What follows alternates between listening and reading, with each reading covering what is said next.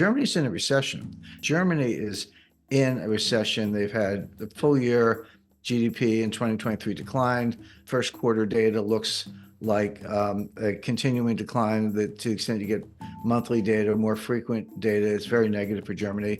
I just bought a brand new German sports sedan. By the way, my old car I had for 15 years. It had 250,000 miles on it. So I figured it was about time, but I can't. But the new one, I'm very careful about the specification. It was made in Germany, which is good. But the engine was made in Hungary.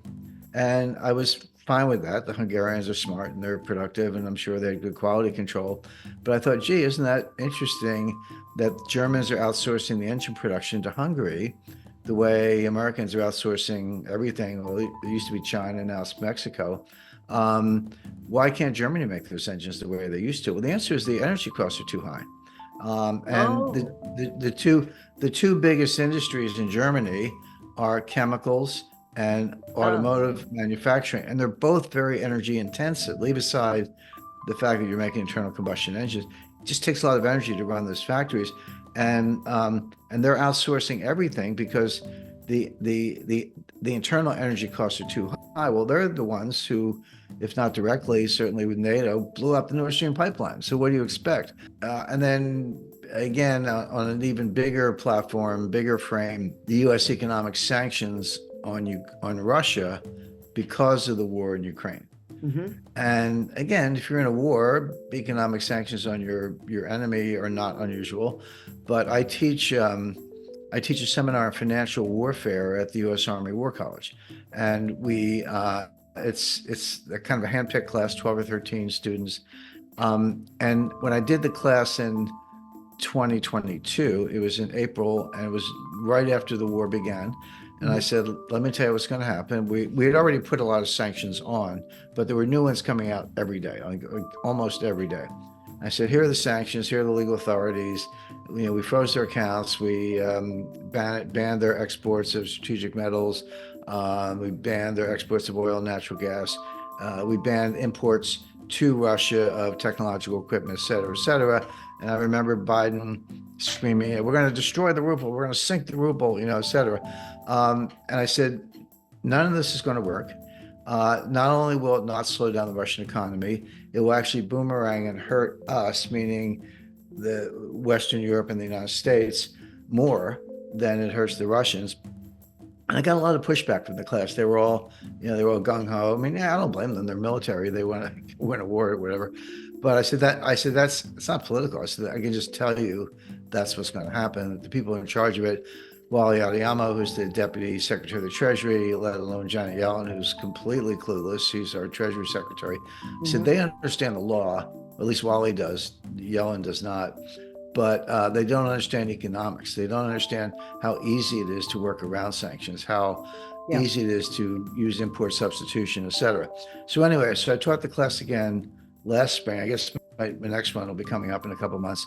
But in the spring of 2023, I taught the class. I said, let me tell you what I taught last year's class. And I kind of went down the list.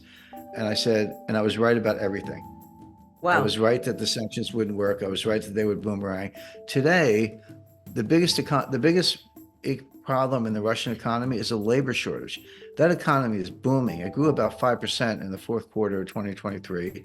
The ruble is stable. It had the big dip, and then it came all the way back, and then it was stable for the better part of a year. Over a year, went down a little bit, but not a lot. That had to do with oil prices.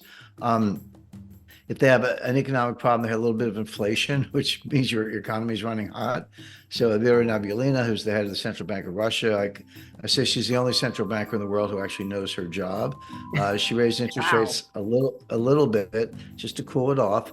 But they have labor shortages. And one of the reasons they have labor shortages is not only did they put the economy on a complete war footing, but so many people are enlisting in the military that they can't get workers in their 20s. I mean, this is, the myth in the West, what you would read in, in the Sydney and Melbourne newspapers, or the Financial Times, or the Economist, the New York Times, Washington Post, et cetera, is, Russia, the troops the morale is low, they're poorly trained, their officers are all sitting around drinking vodka, they don't have a doctrine, military doctrine, et cetera. they're all lies. Every single one of those things is a lie. The fact is, they're winning the war. They're advancing on the entire battle line from Adevka to Kupiansk, and Liman and a number of Bakhmut and a number of other points in between. They're advancing, but the Russians take their time. All you have to do is look at the Eastern Front in World War II. I mean, Yeah. there were get the number right, 20 million people killed in combat, and I think another 10 million civilians. But the Germans came in and they killed 5 million Russians. And the Wehrmacht said, okay, we're on the outskirts of Moscow. We've taken Stalingrad. We've surrounded Leningrad. We've, today's St. Petersburg. We've killed 5 million Germans, or sorry, 5 million Russians. But then the Russians came back with 5 million more, and then 5 million more. In other words, the Wehrmacht and the German intelligence had no idea quite what they were dealing with in terms of Russia's ability to mobilize, and that's still true. But you look at the Battle of Kursk in 1944, late 43, early 44, they didn't rush into anything. They had a war of attrition. They wore down the Germans, and then they surrounded them. They enveloped them in what's called a cauldron, and they annihilated them. But they weren't in any hurry about it. And it was only when the Germans had been annihilated that they moved through Warsaw and Berlin. Well, they're doing the same thing in Ukraine. They're not marching to Kiev, not yet, give them time. But they are annihilating the Ukrainians on the battlefront. And now that the US Congress looks like it's not going to approve any further aid to Ukraine, Yeah. the EU did it reluctantly, but even the EU, I think it was 50 billion euros, if I'm not mistaken. But Hungary insisted that that be in 4 annual installments, not all at once. So whatever that comes to, it's like 13 million. 13 million euros is not going to. That's barely enough to pay the oligarchs in Ukraine, and the U.S. is contributing nothing right now. So Ukraine is losing badly on all fronts. But getting back to the economics of it, which is where we started, the Russian economy is booming. They're running a little hot. They have labor shortages. They're on a total war footing. They're making several million 155 millimeter shells per year. The United States and NATO's arsenals have been depleted. We don't have any more 155 millimeter shells. That's why we're sending them these cluster bombs, because that's all we have left. The U.S. is begging places like South Korea, which had some, to say, hey, could you give us your 155 millimeter shells, we'll send them to Ukraine. South Korea says, well, we might need them ourselves because the North Koreans are making noise. The Israelis need them to fight in Gaza. And so how did the Western arsenals get completely depleted? That was the other thing. We're going to wear the Russians down. There'll be nothing left of them by the time we're done. Again, the opposite has happened. The Western arsenals are depleted.